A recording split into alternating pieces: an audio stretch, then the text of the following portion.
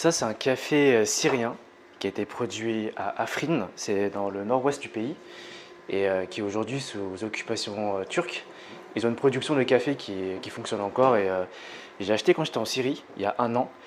En fait, c'est un café qui a fait beaucoup trop de route pour qu'on consomme en grande quantité.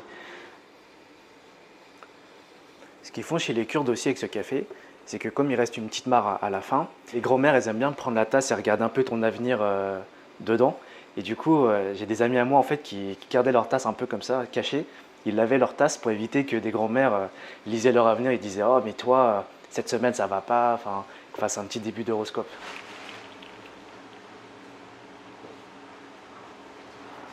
Tiens.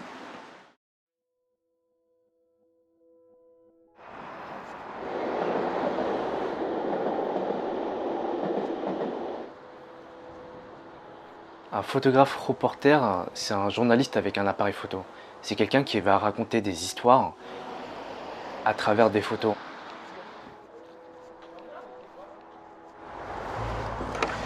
Bienvenue au manoir Keo. Je pense que ça a toujours un intérêt même en 2020, même s'il y a beaucoup d'images, parce que à l'instar de la vidéo, les photographies restent, elles marquent, elles se partagent. Et je pense qu'on peut alerter des gens sur des situations, sur des sujets qui sont importants. Le fait est que l'image soit là, ça rend quelque chose de tangible, beaucoup plus que l'écrit. C'est parti. Je m'appelle William Keo, j'ai 23 ans et je suis photographe. J'ai commencé la photo quand j'avais 18 ans, dans les camps de réfugiés palestiniens. Depuis, je m'intéresse à des sujets liés aux violations des droits de l'homme et aux sociétés en guerre. Ce qui m'a amené à la photographie, c'est une histoire assez personnelle parce que, en gros, mes parents sont des réfugiés. C'était des boat people qui ont fui la guerre du Cambodge à la fin des années 70.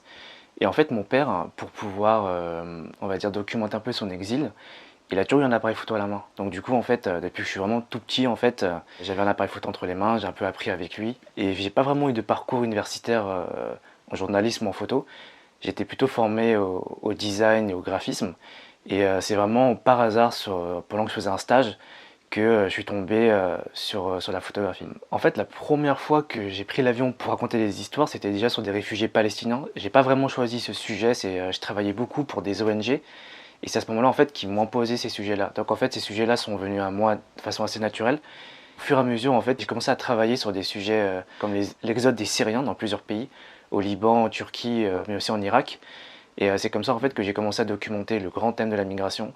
Je l'ai aussi fait au Soudan, au Darfour, où j'ai documenté les déplacements de populations qui venaient du Centrafrique, ou soit qui étaient des déplacés internes.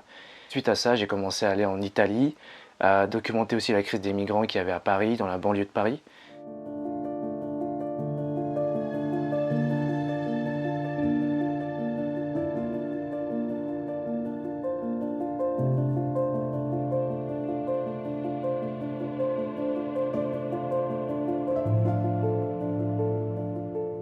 C'est une question un peu difficile, mais l'un des reportages que je trouve le plus abouti, c'est mon sujet sur les Rohingyas. C'est une ethnie musulmane qui habite en fait au Myanmar et qui a fui en 2017 un nettoyage ethnique en fait.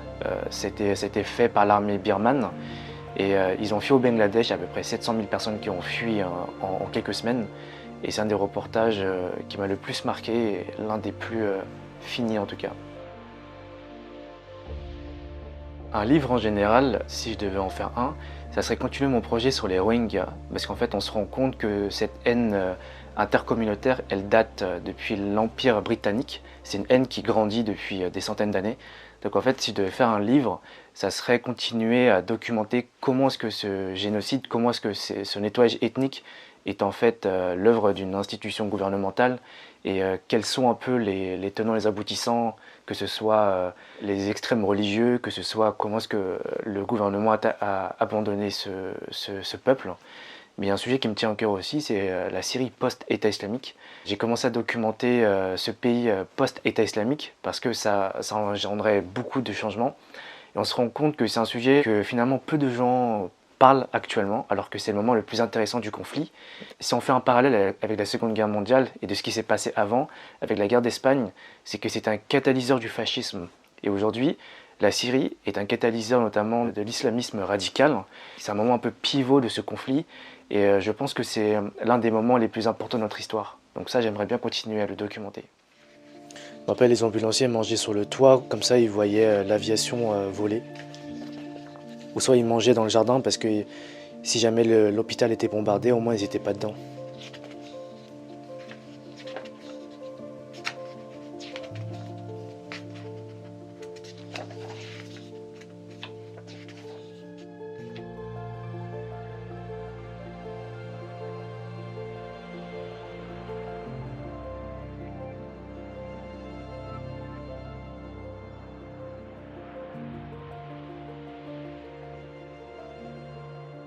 Sinon, j'ai aussi une autre anecdote que j'ai vécue quand j'avais 18 ans, c'était au Liban. J'étais à la frontière syrienne dans une ville qui s'appelle Arsal. C'est le point de passage entre la Syrie et le Liban, c'est l'un des plus faciles. Et je me rappelle, en fait, je faisais des photos dans un camp. Et en quittant ce camp, on voit une moto qui suit notre véhicule. Donc on ne s'inquiète pas plus que ça. Et en descendant du véhicule, il y a mon contact qui me dit « Ne te retourne pas ». Et forcément, quand il me dit ça, qu'est-ce que je fais? Je me retourne. En me retournant, je vois un mec assez grand, avec une longue barbe, et sur une moto. Et en fait, c'était un djihadiste du front Al-Nosra. Et mon contact me dit, il est venu pour toi, parce que tu es le seul étranger ici. Donc au début, ça m'inquiète, mais pas vraiment. À la fin, ils étaient 4-5 devant le camp, et à ce moment-là, en fait, on court dans le 4x4, on part, et je me rappelle, j'étais à la fête de la voiture, à 2-3 mètres à côté d'eux, et j'étais tellement terrifié que j'ai pas osé prendre de photos. Finalement, on a pu partir sans problème, on a réussi un peu à les semer, donc on a un peu esquivé le kidnapping de peu, quoi.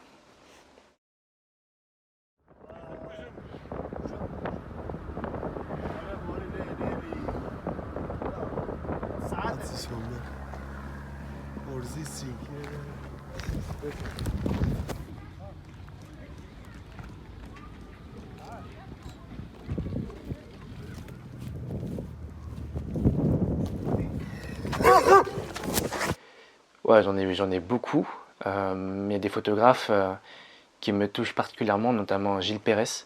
Gilles Pérez, c'est un photographe qui a énormément documenté les haines intercommunautaires. Il l'a fait en Bosnie-Herzégovine, il l'a fait au Rwanda. Je m'identifie un petit peu à lui quelque part parce que c'est des thèmes que je traite de loin à travers les guerres civiles que j'ai pu observer. Sinon, il y a des photographes comme Tim Etherington, qui est décédé en Libye, dont j'aime énormément le travail, qui a un regard assez doux et assez personnel et à l'encontre en fait de l'actualité. Il y a Jérôme Cessini aussi que j'aime beaucoup, qui a une distance extrêmement intéressante avec ces sujets et il le traite de façon assez profonde. Moïse Saman, qui a énormément travaillé au Moyen-Orient, surtout en Irak. Il a une distance assez particulière, parfois il est un peu loin, parfois il est assez proche d'eux et je trouve qu'il a un travail assez sensible. Il y a ce bouquin que j'aime beaucoup, Living with the Enemy, c'est de Donna Ferrato. C'est une photographe américaine qui a commencé ce travail en fait avec un couple d'échangistes et s'est rendu compte que pendant une soirée, ça a dérapé et ça s'est transformé en violence conjugale, cette photo. Et en fait, le mari a commencé à frapper sa femme et elle s'est rendue compte que elle photographiait quelque chose d'un sujet extrêmement important. Et elle a commencé à travailler sur ce sujet des violences conjugales pendant 10 ans. Et ce sujet, il est tellement fort que ça a fait beaucoup d'expositions et ça a fait changer une loi. Elle a fait voter un peu la reconnaissance des violences conjugales aux États-Unis. Donc c'est un sujet qui est fort, qui est historique et extrêmement bien documenté. Si un jour je fais un truc pareil, ce serait incroyable. Libyan Sugar. Michael Christopher Brown, c'est un photographe documentaire qui a beaucoup bossé pour le Nat Geo.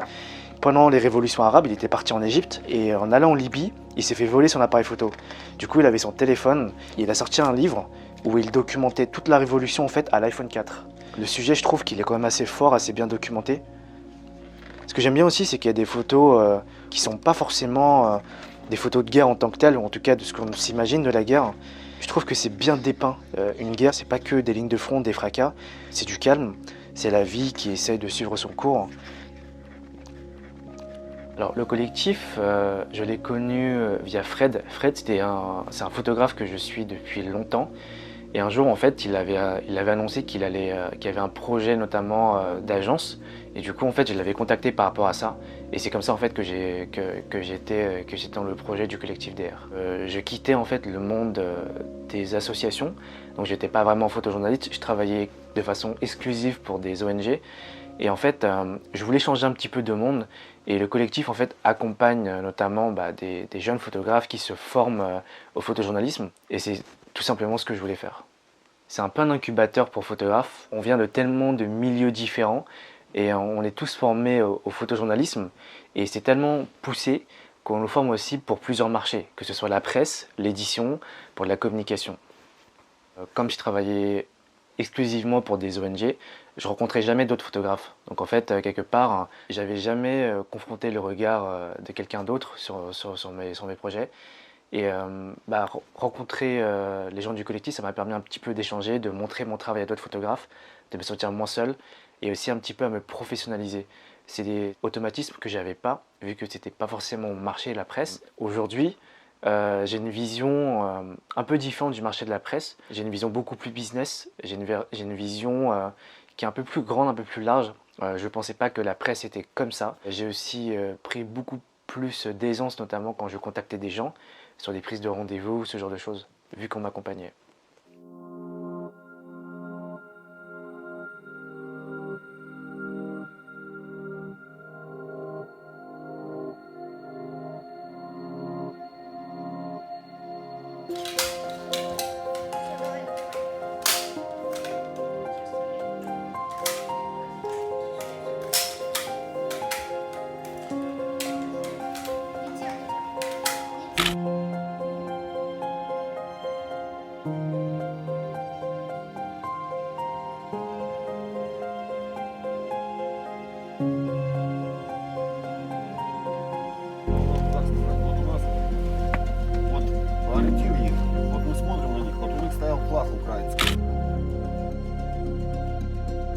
Pour quelqu'un qui démarre, je pense que il faut, j'en ai plusieurs du coup, j'ai plusieurs conseils, mais il faut oser. C'est pas évident quand on commence la photographie, il faut commencer avec des choses qui nous plaisent, des sujets auxquels on se sent, on s'identifie, auxquels on s'attache. Pour ma part, c'était les migrants. Donc du coup, j'ai tout de suite commencé dessus parce que c'est des sujets qui me plaisaient. Il faut aussi trouver sa propre distance. La photographie, c'est une question de distance. Trouver un petit peu ce qui nous touche et qu'est-ce qu'on veut raconter. Donc je pense qu'il faut oser. Oser parce qu'il faut aller chercher les sujets, parce qu'il faut contacter, parce qu'il faut passer du temps avec. Il faut trouver sa propre distance. Pour parler un peu du sujet qu'on va aller filmer tout à l'heure, c'est un sujet que j'ai commencé à faire il y a 3 ans. Je travaillais pour une association qui m'avait demandé d'aller en Italie pour documenter un peu comment est-ce que les migrants se tassaient à la frontière avec la France. Et je me suis rendu compte qu'aujourd'hui c'est vraiment un problème de société française puisqu'on vit avec les migrants. Et j'avais continué ce sujet tout le long de ces 3 dernières années, et notamment dans des squats de migrants, où j'ai un petit peu passé du temps avec eux, j'ai fait le ramadan avec eux, j'ai mangé avec eux, on a regardé la Cannes ensemble. Là du coup on va aller rencontrer d'autres migrants dans un nouveau camp qui s'est formé, pour suivre ce qui se passe et peut-être rencontrer une famille qui est à la recherche de l'asile. Bon, je suis pas sûr qu'on puisse trop photographier ni filmer, mais on va voir ce qui est faisable. Le rôle d'un photographe, il n'est pas de changer le monde, c'est dire que ça existe et ça c'est le rôle des humanitaires, ça a changé le monde. C'est encore une autre vision. Normalement, c'est la personne avec la tampon. La domiciliation. Mais c'est beaucoup de personnes avec la tampon.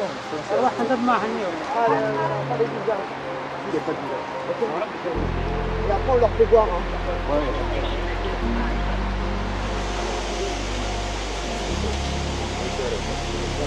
وعليكم السلام ورحمة الله تعالى وبركاته في عريضنا الجميلة.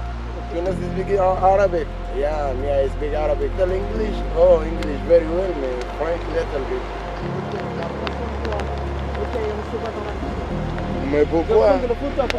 Tu rigolais ou quoi, wesh? Faut arrêter ça. On ne vous donne pas l'argent ici.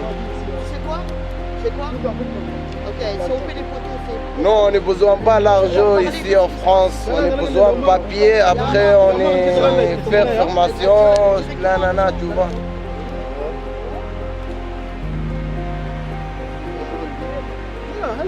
Si vous venez, moi je reviens, c'est Ah, sûr. y a pas de Franchement, si tu, problème. Ouais, si non, tu y vas,